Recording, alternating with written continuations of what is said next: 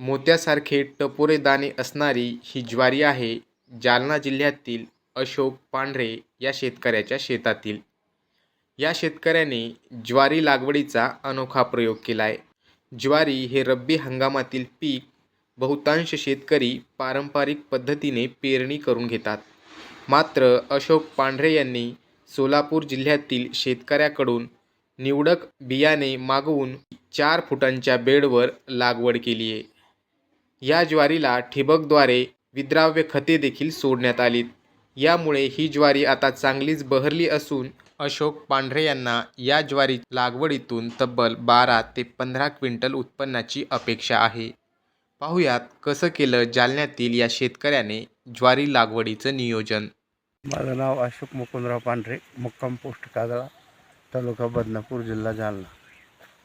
तर हे जे ज्वारीचं बियाणं आहे हे बार्शीहून आलेले. तर ते त्या शेतकऱ्यांनी ना बार्शीच्या निवडून 2-3 वर्षामध्ये बियाणं तयार केलं. तर मग आमच्या अशीच यूट्यूबवर पाहिलं मी, अशी ज्वारी आहे किंवा 1.5 एकरमध्ये 60 गोण्या ज्वारी झाली. तर मग मी त्यांना फोन लावला. ते म्हणे आहे म्हणे बियाणं झालेली म्हणे आपल्याला.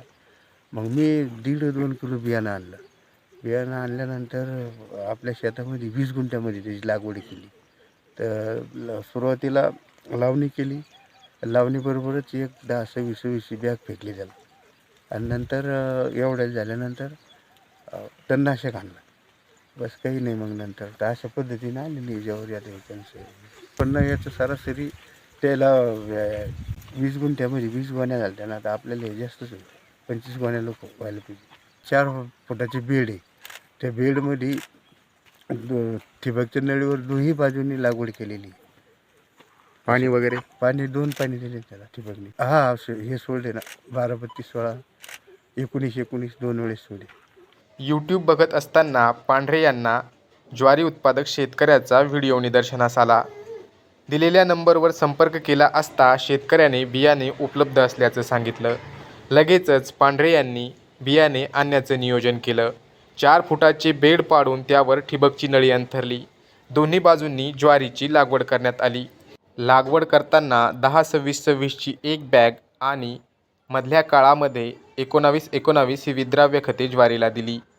यातून त्यांना आता चांगल्या उत्पन्नाची अपेक्षा असून अर्ध्या एकरामध्ये 25 कट्टे म्हणजेच 12 ते 15 क्विंटल ज्वारी होईल अशी अपेक्षा पांढरे यांनी व्यक्त केली आहे. Narayan Kale, news 18 local, Jalna.